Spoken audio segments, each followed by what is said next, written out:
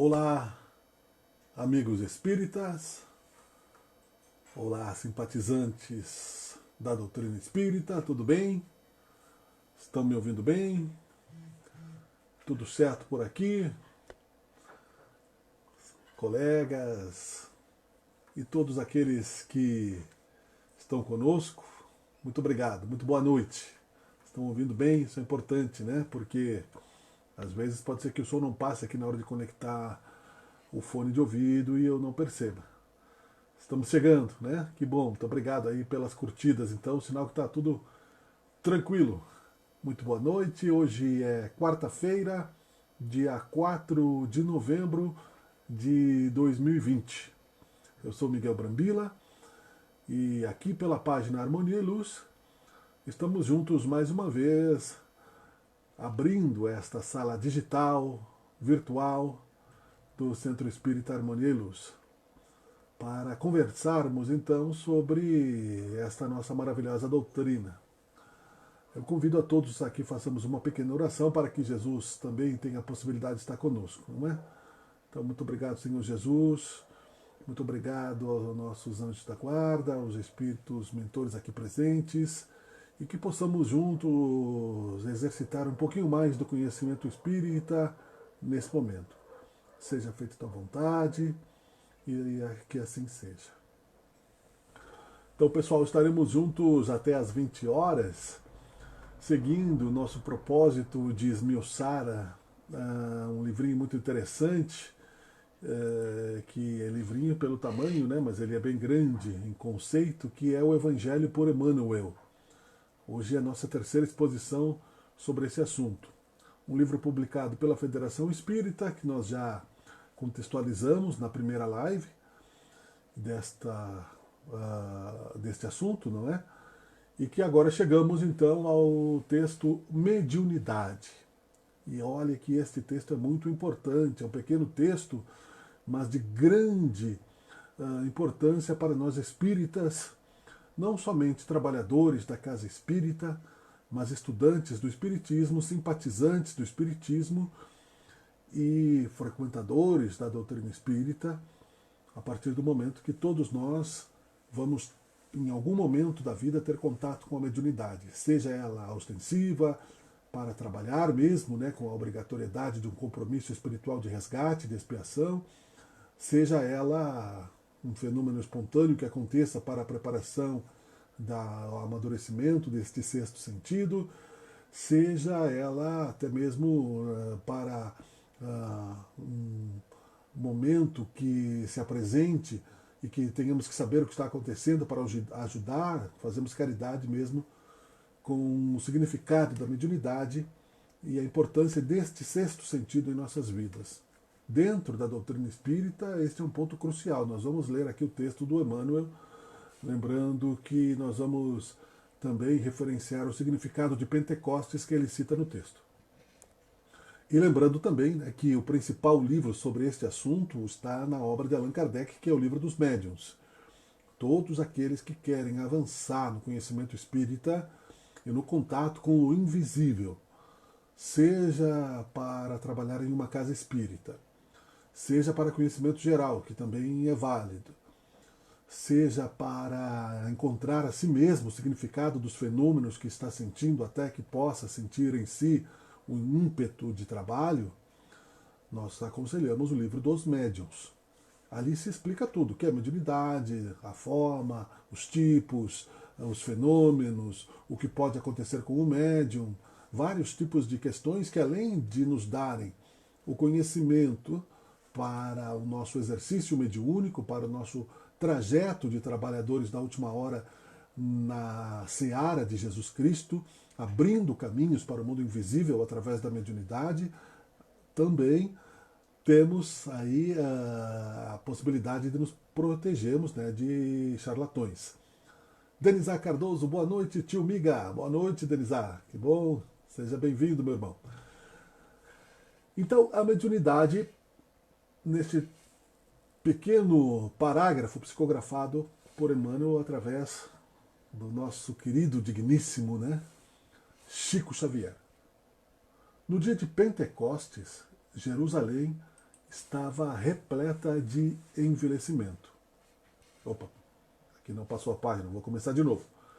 No dia de Pentecostes, Jerusalém estava repleta de forasteiros, filhos da Mesopotâmia, da Frígia, da Líbia, do Egito, cretenses, árabes, partos e romanos se aglomeravam na praça extensa quando os discípulos humildes do Nazareno anunciaram a boa nova, atendendo a cada grupo da multidão em seu idioma particular.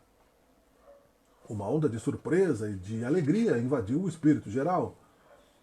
Não faltaram os céticos no divino concerto, atribuindo à loucura e à embriaguez a revelação observada.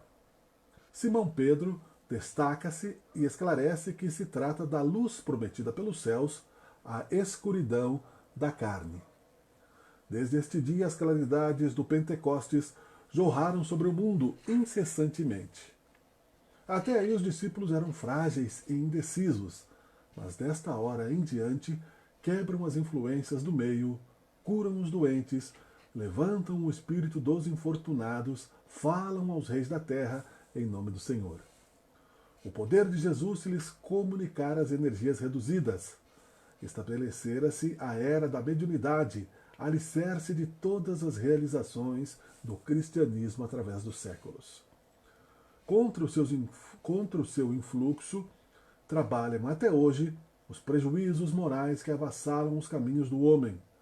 Mas é sobre a mediunidade, gloriosa luz dos céus, oferecida às criaturas no Pentecostes, que se edificam as construções espirituais de todas as comunidades sinceras da doutrina do Cristo.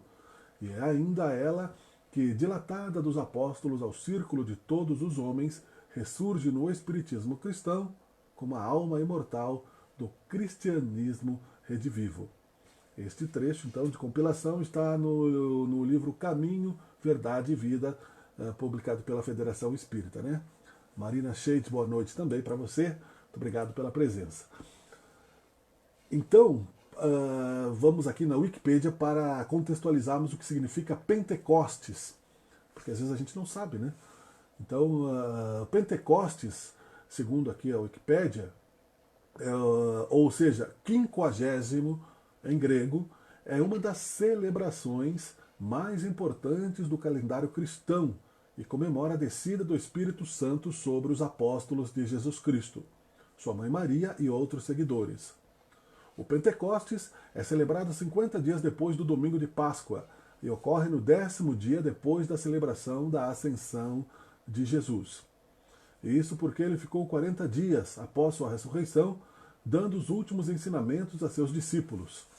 Vejamos que Jesus aqui está dita a palavra ressurreição, mas ela foi mudada, né? Boa noite, Jaime, tudo bem? Um abraço, irmão.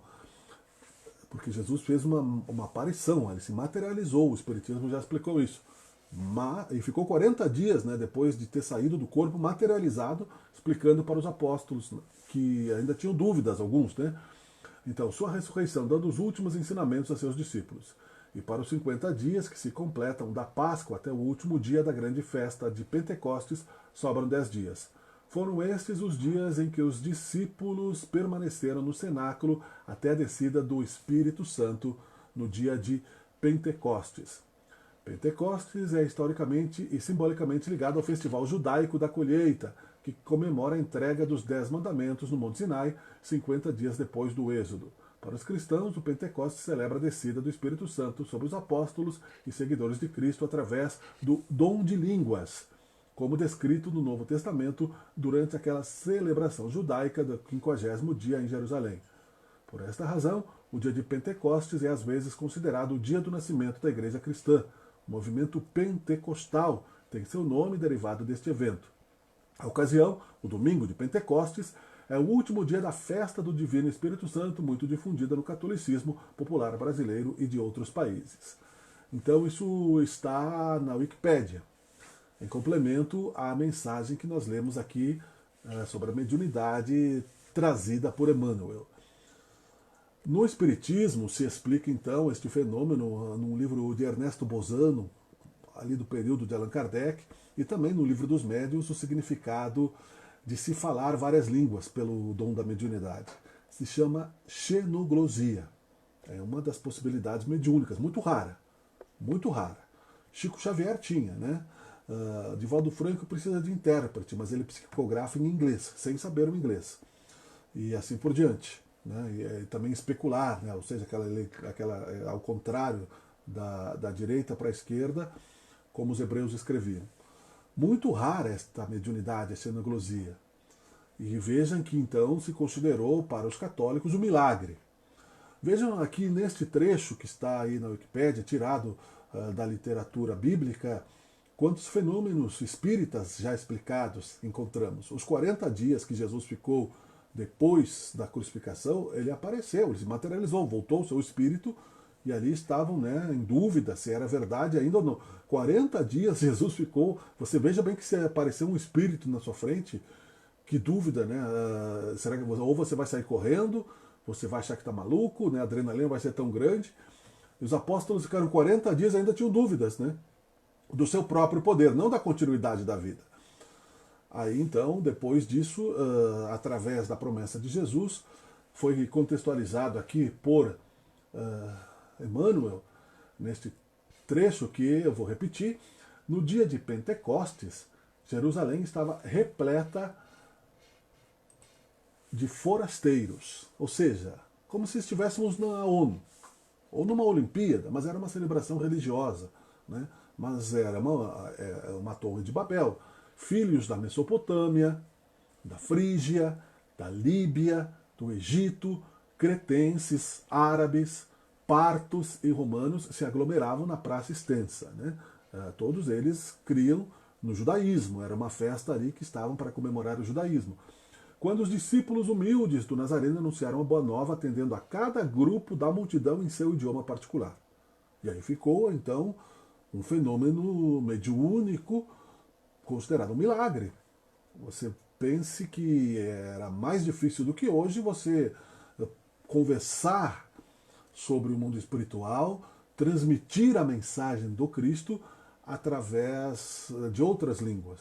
Você falar em inglês, em francês, em árabe, né, no mandarim, que é a língua lá da China, ou outras línguas, sem saber. Então, depois, estarrecidos com a possibilidade, porque eles eram entendidos, aquele fenômeno da xenoglosia explicado, quem tiver dúvida, né, pesquise. Eu vou pesquisar aqui para nós também contextualizarmos o que significa xenoglosia, né, que pode ser aprofundado, né, é a mediunidade poliglota.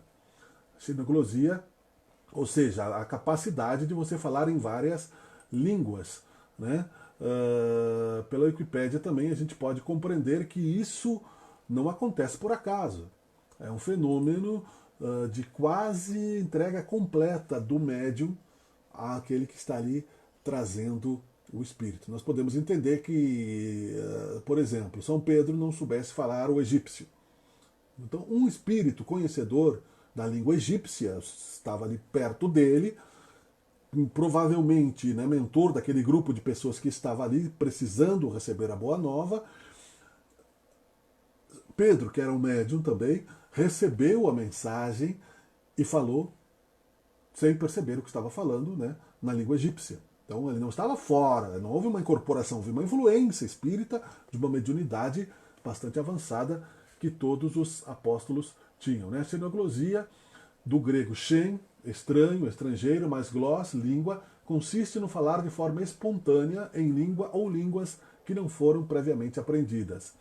É também um suposto fenômeno metapsíquico no qual uma pessoa seria capaz de falar idiomas que nunca aprendeu, como, por exemplo, uma pessoa começar a falar alemão fluentemente sem nunca ter aprendido alemão, ser alemão ou conviver com alemães.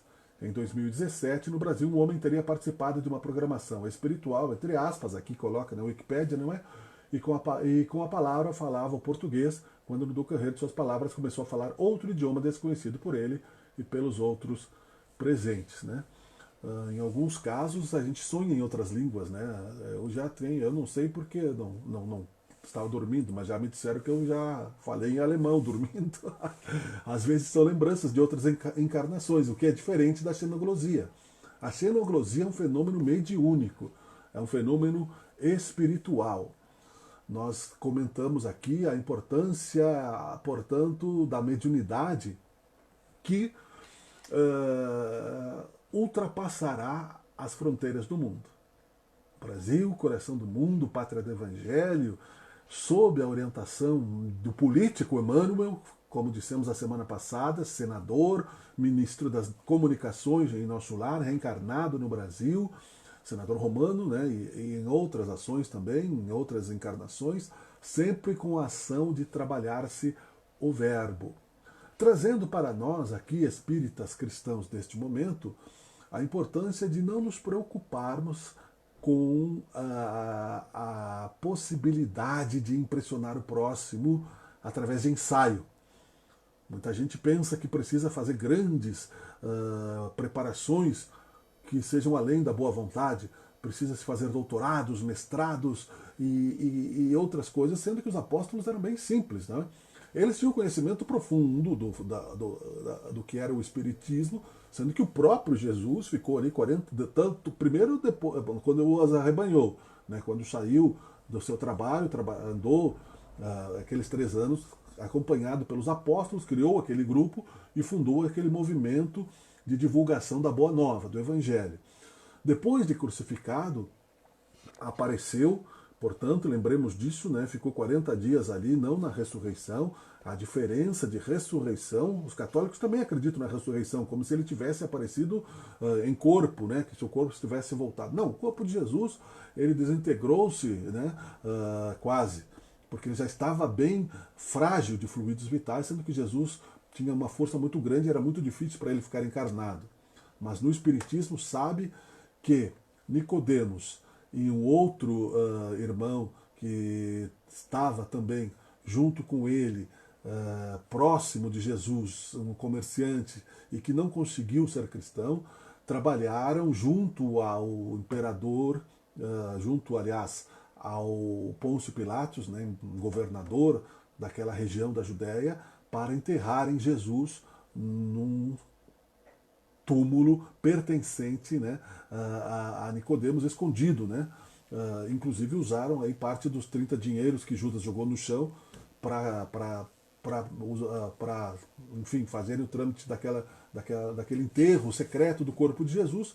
E Pôncio Pilatos aceitou que tudo isso fosse feito secretamente, sendo que Nicodemos era um doutor da lei na Judéia e que tinha medo, Pilatos, que o corpo de Jesus fosse levado em glória pelos cristãos como símbolo da sua vitória sobre, né, o Império Romano, e que levaria ainda mais à fragilidade do governo de Pôncio Pilatos, que queria apaziguar ali aquelas brigas que os judeus criaram com os cristãos, achando que Jesus seria o salvador, o libertador do jugo, tanto dos judeus que eram vigorosos, religiosos e que guardavam para si grande parte das questões da reencarnação, quanto dos romanos que cobravam impostos, né?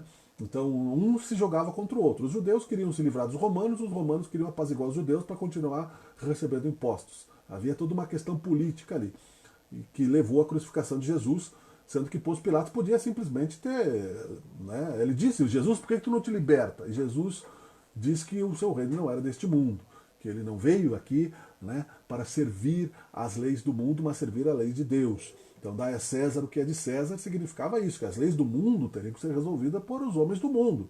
Mas a lei de Deus, e seu reino não era deste mundo, estava além da matéria. Então, o corpo de Jesus foi enterrado por Nicodemos secretamente, por isso que até hoje não foi achado.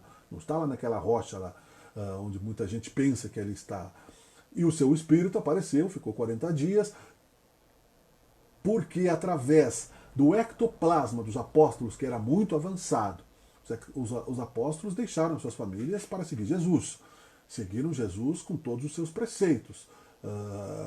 Ou seja, buscavam santificar-se. Já eram espíritos em estado de maturidade. Havia um plano prévio, né? Se o mais simples dos espíritos reencarna com um plano reencarnatório, obviamente, né, que Jesus Cristo reencarnou com um plano reencarnatório, e os apóstolos também, para um reencontro espiritual. Maria, José, a aparição, né, do anjo Gabriel, tudo isso são fenômenos mediúnicos, nada de milagre. A mediunidade explica tudo isso. O intermédio entre o mundo físico e o mundo espiritual, que nós temos em menor grau.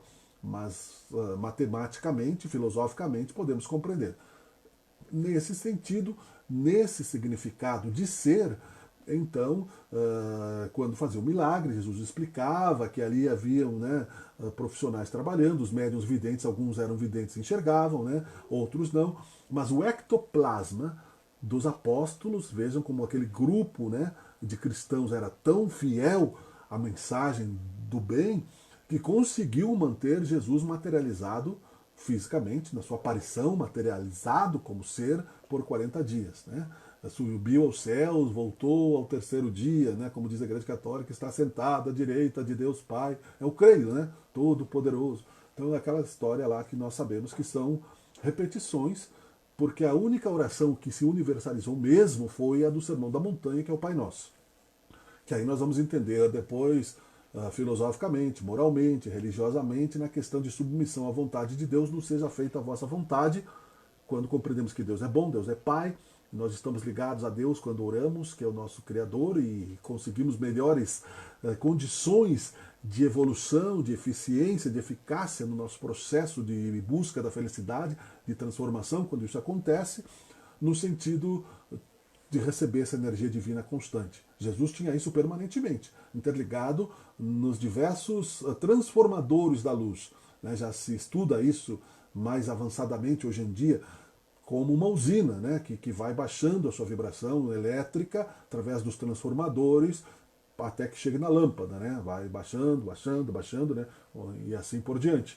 Então é a mesma coisa. A potência divina ela vai através das infinitas vibrações se suavizando para que não nos esmague, né? Para que não nos desintegre e voltemos a ser luz livre no espaço, perdendo a consciência. Deus não seria protetor e pai se assim nos fizesse. Ele tem essa potência divina, criador, ele criou o universo. Nós não podemos temer isso mais. Que mesmo que, como diz, né, aí o espírito mais profundo na filosofia, que o mundo acabasse materialmente, os espíritos não acabariam, porque nós somos eternos e imortais. Só que não é vantagem. Deus não é suicida. E Jesus não trabalha contra si mesmo, como aquele que destrói o próprio castelinho, né?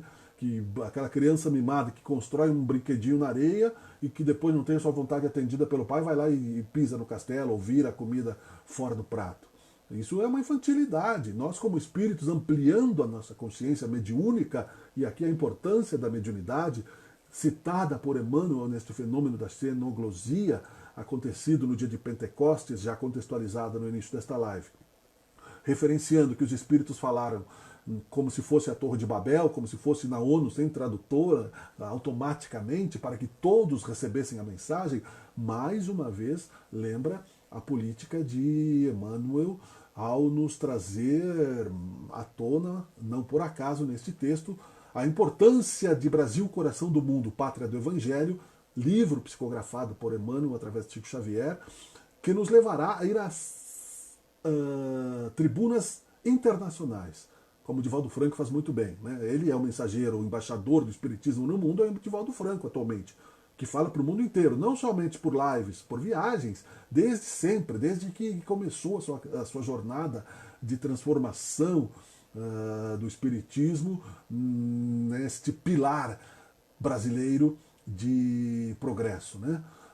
De avanço das comunidades sociais, no sentido de fazer a caridade moral, através do conhecimento, no sentido de que é possível avançar no significado da luz, quando se compreende o destino que temos da imortalidade do ser, e também é possível fazer a caridade material, como ele faz muito bem através da Mansão do Caminho. E outros tantos, cito Divaldo Franco. E veja que ele próprio, que poderia ter essa mediunidade de xenoglosia, não a tem. Então veja como ela é rara. Veja como era forte aquele movimento de Jesus Cristo e os apóstolos, que fundou, né, várias igrejas em torno de si, e que ressurge no Espiritismo a mediunidade, se corrige, né, uma distorção feita em concílios posteriores, que acabou com o fenômeno mediúnico, transformou isso em exorcismo, porque todos os espíritos passaram a ser considerados demônios.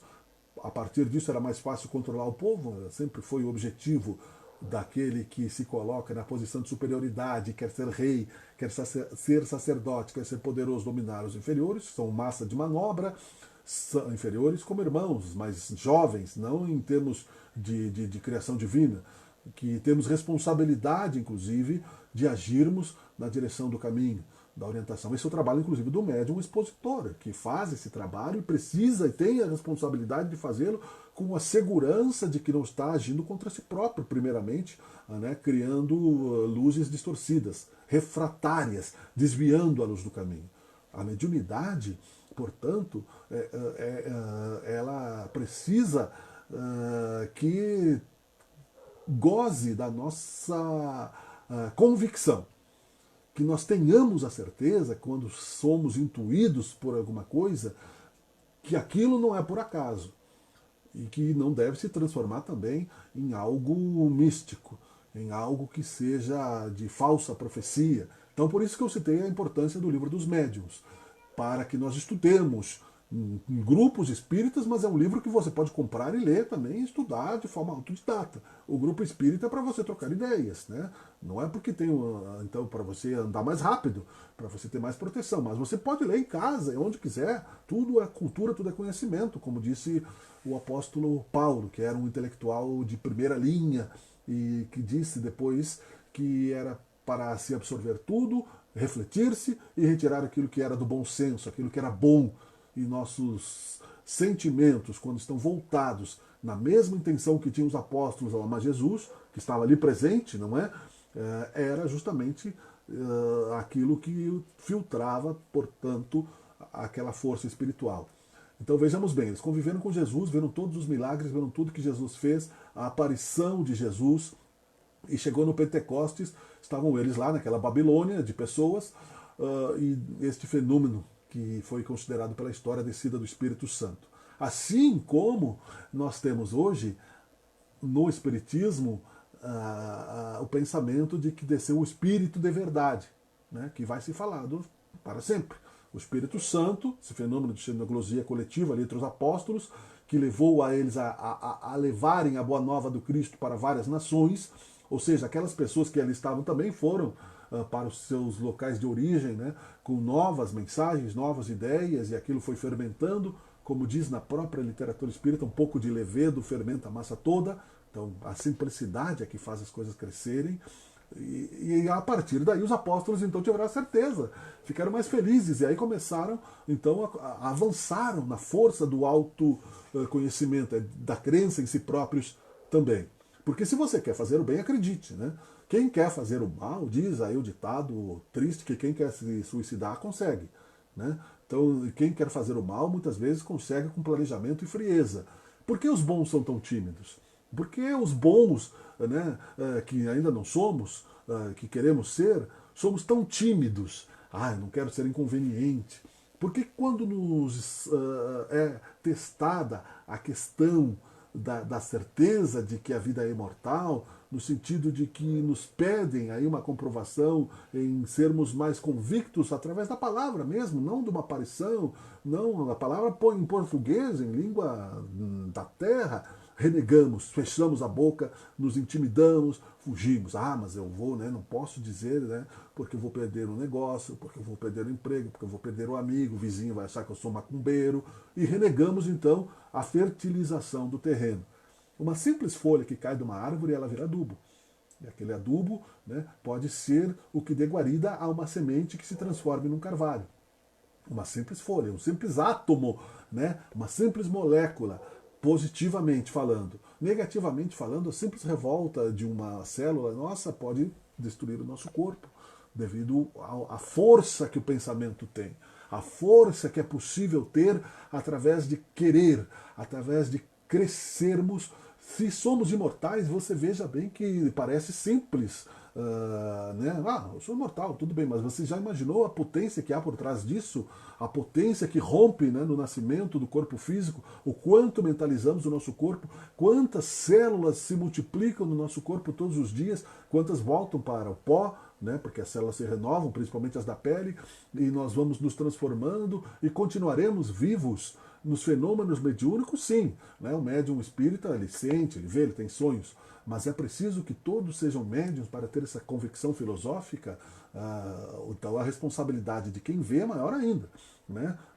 É maior ainda de explicar, de transmitir, de unificar. Nós chegaremos, isso não é profecia, é planejamento, a um mundo onde uma única língua só será falada, né? E eu falei Roma Nova semana passada e depois eu coloquei o link, né?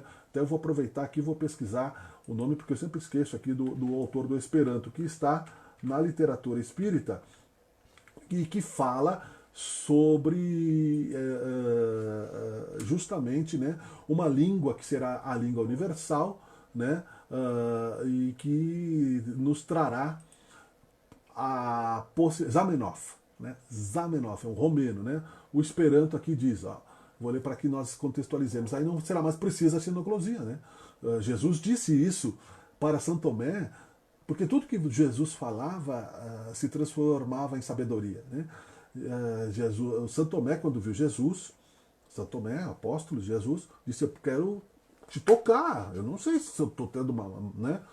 Porque na primeira aparição São Tomé não estava, segundo a literatura espírita, né? Depois, quando contaram para ele, ele disse: não, eu não acredito, né? Não, só vendo para crer. Né? Então essa é a questão. E ele quis tocar, além de ver, não acreditou, ainda quis tocar para ver se não era um impostor que estava ali na frente. Aí ele viu, né, o sofrimento de Jesus, as chagas das mãos e tal. Então ele disse: Tomé, não era uma crítica, era feliz daqueles, né, que acreditam sem precisar ver. Ele não disse que aqueles que vissem seriam, né, considerados diferentes, porque teríamos entendido pelo coração e não pelos olhos. Né? Porque quando você entende pelo coração, a tua mente entendeu primeiro e levou ao coração esse sentimento e trabalhou isso. Primeiro é o cérebro. Não há como evoluir o amor sem o cérebro compreender isso. A gente precisa amar e compreender. Mas são duas coisas que estão juntas, né? Andam em paralelo, são asas de um voo espiritual. Então, o Esperanto é uma língua internacional planejada que foi lançada em 1887 com o objetivo de facilitar a comunicação entre os povos de diferentes países e culturas. O autor do Esperanto foi o médico polonês Lázaro Zamenhof. Né? Pelo bem da informação, vamos colocá-la corretamente. É que ele nasceu em 1859 e desencarnou em 1917. Que o lançou com o pseudônimo de Doutor Esperanto, que significa nesse idioma aquele que tem esperança, em um livro denominado, e aqui o título está em Esperanto, né? Unua Libro de la Lingua Internacia. Portanto, o nome original, não sei o sotaque, mas deve ser assim. Portanto, o nome original do Esperanto é Lingua Internacia, que melhor se traduz por língua para ser internacional. Então não vai mais precisar de xenoglosia.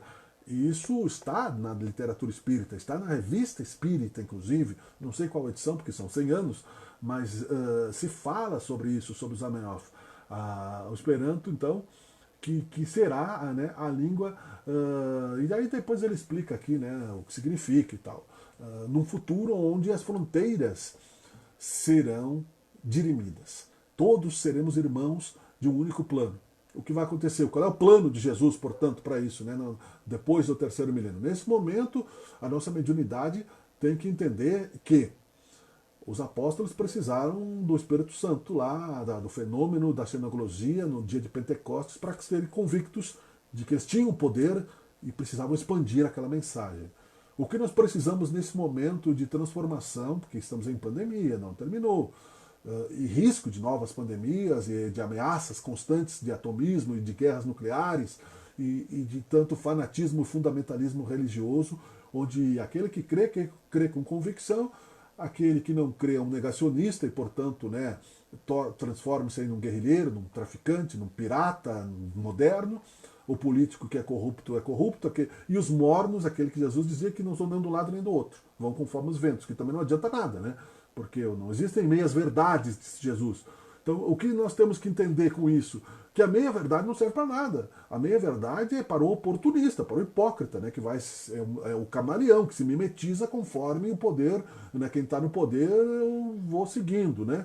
Então, isso não serve para nada. O que nós precisamos para este momento de transição? convicção, não só da mediunidade, né? Significado da mediunidade, nós podemos dizer aqui em seguida o que, que ela é. Eu vou buscar aqui depois para nós contextualizarmos também, né? Para que a gente possa trazer o contexto que eu disse que está também no livro dos Espíritos, principalmente, né? Que a gente possa buscar esse conceito mais profundamente, né? Então, eu vou voltar aqui, onde é que está aqui? Curitiba, Sociedade Brasileira de Espiritismo, né? Acumulado para pessoas, esse aqui não é. Vamos pela Wikipédia aqui, que é mais interessante, que traz, pelo menos de uma maneira mais genérica, né? Mediunidade ou canalização. O pessoal usa a canalização, né? Designa a alegada comunicação entre humanos e espíritos, ou a manifestação espiritual via corpo físico que não lhe pertence. Apesar de ser uma crença disseminada pela maioria das sociedades ao longo da história humana, foi a partir do século XIX que a mediunidade começou a ser um objeto de intensa investigação científica através do espiritismo, né, através do Allan Kardec. Investigações durante este período revelaram grande número de fraudes, inclusive, né, com alguns praticantes empregando técnicas conhecidas de ilusionismo, e a prática começou a perder credibilidade. Então, nós espíritas sabemos a seriedade desse assunto, e não é por acaso que este texto do Emmanuel, né, nos traz justamente a importância de estarmos vigorosamente e profundamente responsáveis por aquilo que estamos divulgando.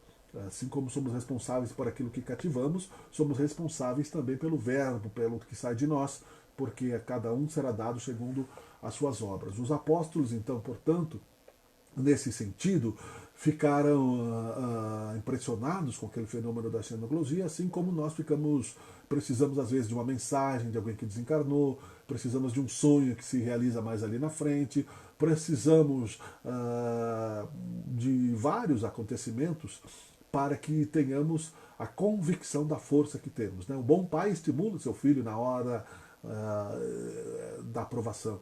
Assim como a águia que empurra o filhote do ninho para que ele voe, ou se está até no chão, né? Mas ela sabe o momento que ele está maduro.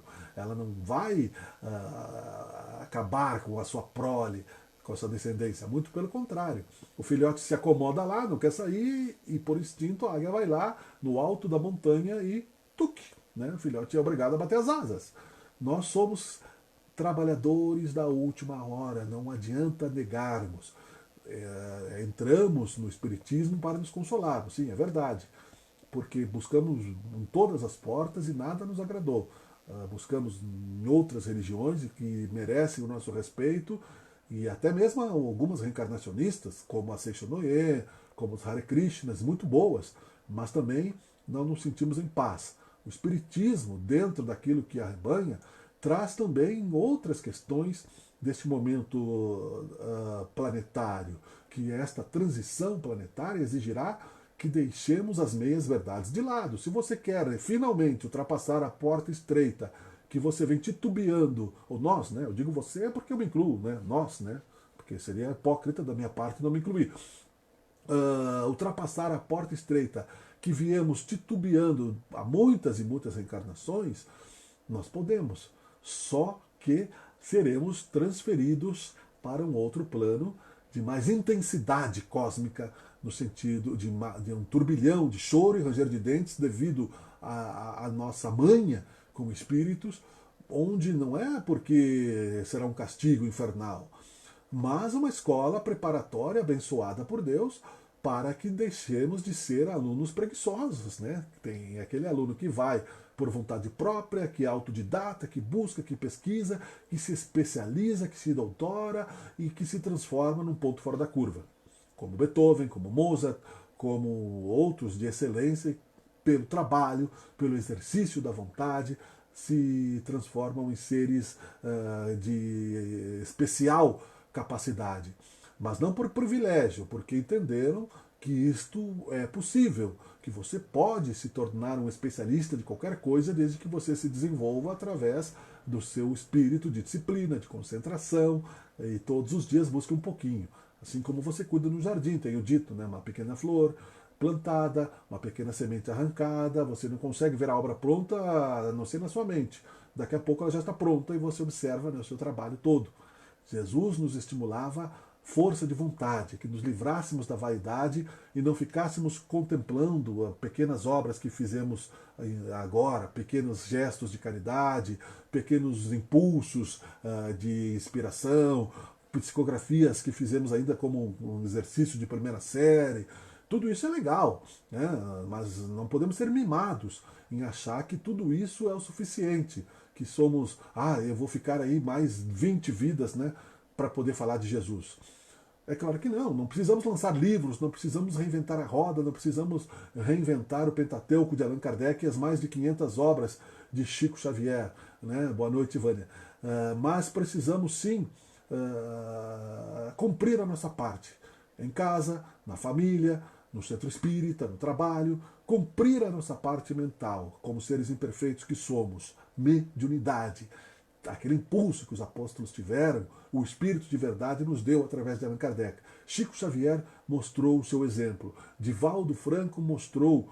E, por outro lado, temos aí os falsos cristos e falsos profetas, livremente também, como Cristo profetizou, tendo também, né, por si, a sombra da piedade, da misericórdia divina, que vai retirá-los deste terreno fértil que está pronto para um mundo de regeneração e abolição, ou seja, nós temos micro-organismos e bactérias e oxigênio e nutrientes num caldo de cultura evolutiva para o mundo oriundo de provas e expiações mais acerbas para a escolha de regeneração e felicidade, lembrando que a mensagem do Cristo é fazer ao teu semelhante o que dele tu gostaria de receber, e outros que serão replantados num outro jardim, que é cuidado por Cristo, aliás, também, que é um outro planeta amado, abençoado, misericordioso e também sujeito à evolução constante. Nenhuma ovelha se perderá. Isso não deve, é claro, nos fazer subestimar. Então eu posso ir para este planeta e está tudo bem. Não, né? Porque lá neste planeta não tem tecnologia, ainda as pessoas são das cavernas. Ressalva-se que você seja Francisco de Assis, Chico Xavier, a Madre Teresa de Calcutá, Gandhi, aí tudo bem, você vai para lá, você se transforma lá num profeta e você ajuda. Caso contrário, nós vamos nos encontrar aí com cientistas que construíram a bomba atômica, com cientistas que criam armas biológicas, aqueles que criaram o antrax. Né? Eles não foram para a guerra, não são capazes de dar um tiro em ninguém, mas são capazes de criar os hackers de computadores, né? Especuladores do Banco Central, dos bancos, das bolsas de valores, que roubam fortunas, né? Apertando um botão apenas, criando empresas e destruindo empresas, sem trabalho, sem produção, sem progresso. Todas, né, bandidos, traficantes, né, pedófilos, todos esses que são incapazes de amar estarão lá, irmãozinhos caídos, né, numa escola penitenciária, como a Terra está deixando de ser, entrando em liberdade condicional no próximo milênio agora, para chegarmos ao ponto da felicidade. Então os nossos próximos 500 anos será de liberdade condicional. Teremos aí, né, a observação espiritual. Não pense que em qualquer momento a gente, terminou 2057, posso fazer o que eu quiser, porque daí já acabou, né, o exílio. Não. O movimento constante no espaço, cada vez mais lúcido e cada vez maior.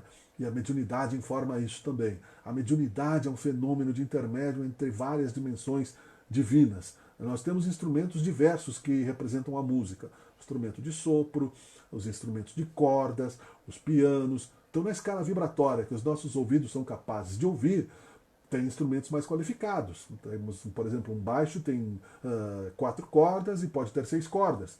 Ou seja, com mais notas, com mais vibrações. A corda vibra, né? Ela vibra, a gente não vê o som, mas ele afeta o ouvido, afeta a mente e vira uma música.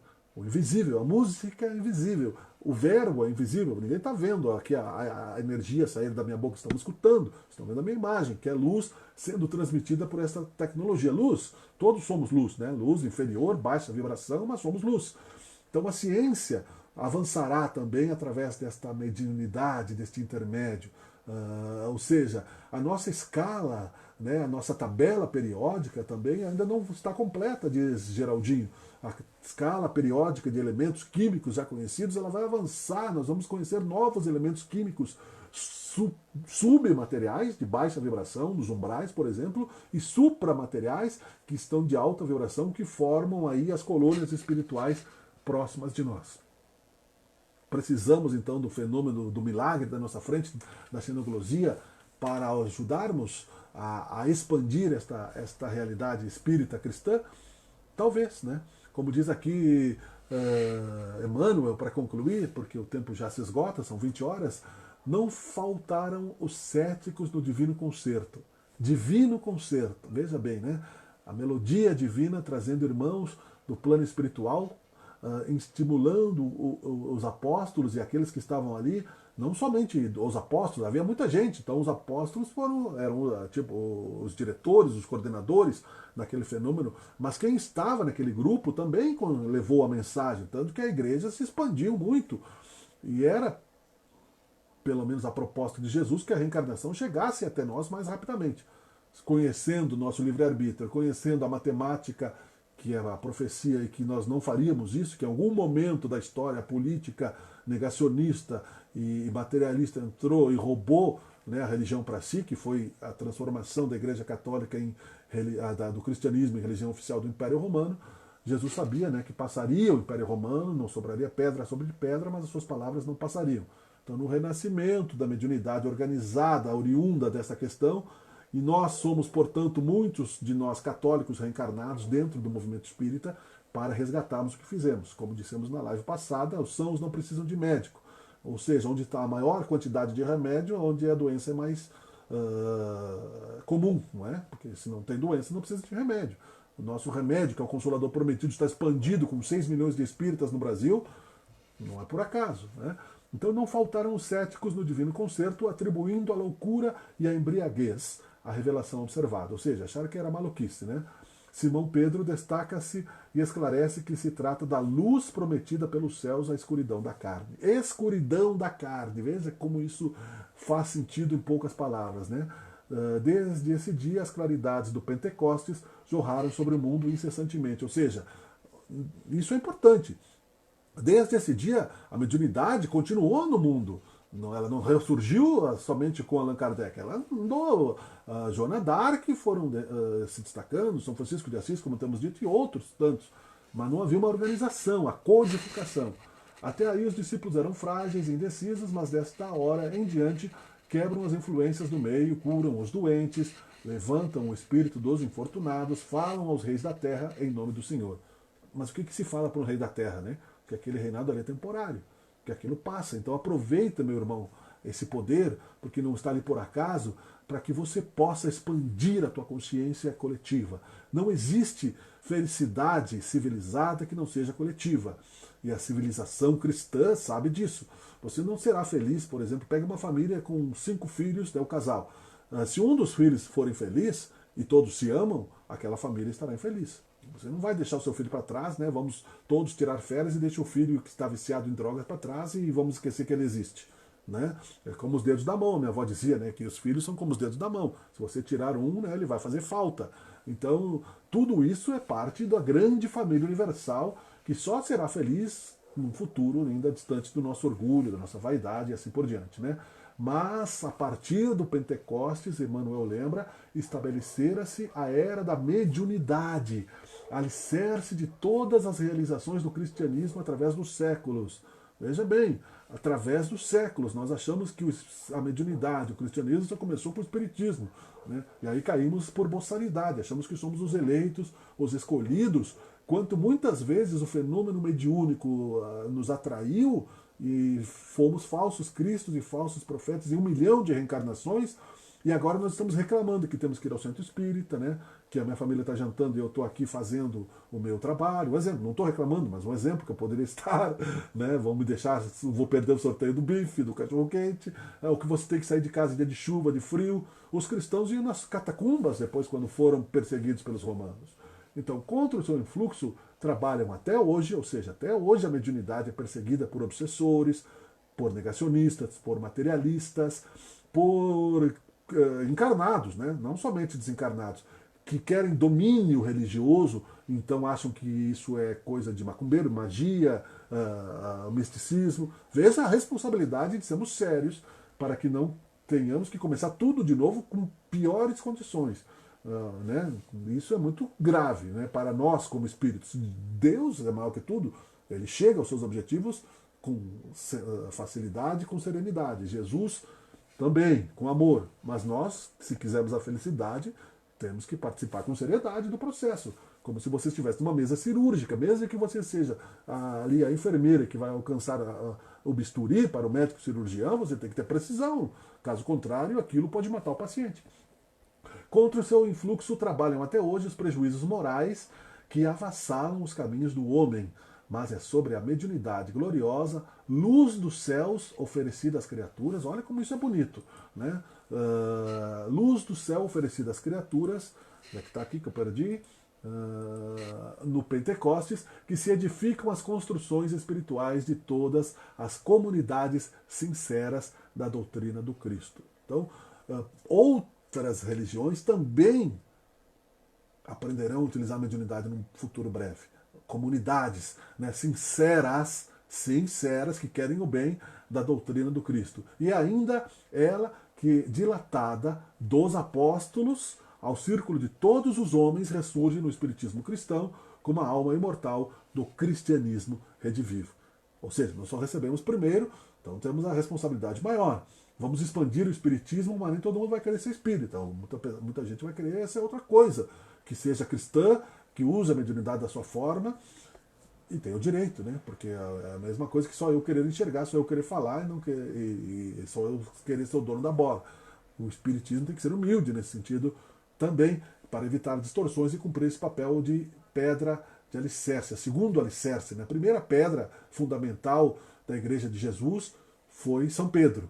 A segunda é João Evangelista, São Francisco de Assis, Chico Xavier, Allan Kardec, Chico Xavier. Esse é o segundo andar, né, da doutrina cristã, do edifício espiritual. Né? E claro que se urbanizará, vamos dizer assim, nessa cidade da luz, outras formas de manifestação religiosa que estarão de acordo também com a boa vontade de Deus e subordinadas ao amor de Jesus, que subordina por amor e não por imposição.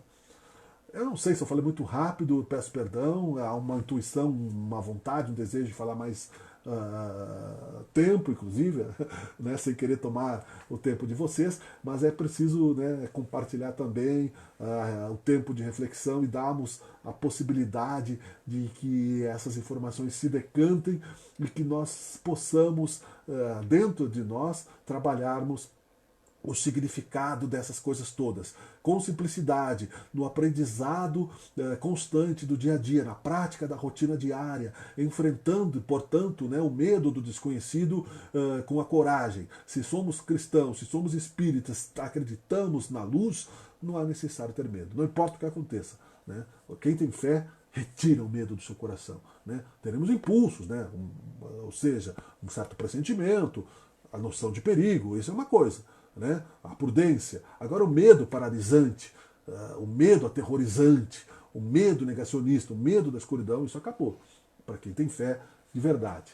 Não é? Não é assim? Esperemos que seja, né? Pelo menos essa é uma sugestão que o Espiritismo nos traz. Muito obrigado, queridos. Eu falei mais do que devia. O próximo tema será o serviço de salvação, a semana que vem. Hoje nós ficamos por aqui com o texto Mediunidade. Lembrando que Deus nos ilumina, quando estamos mais próximos dele, estamos mais felizes. A oração é um mantra de renovação, de rejuvenescimento.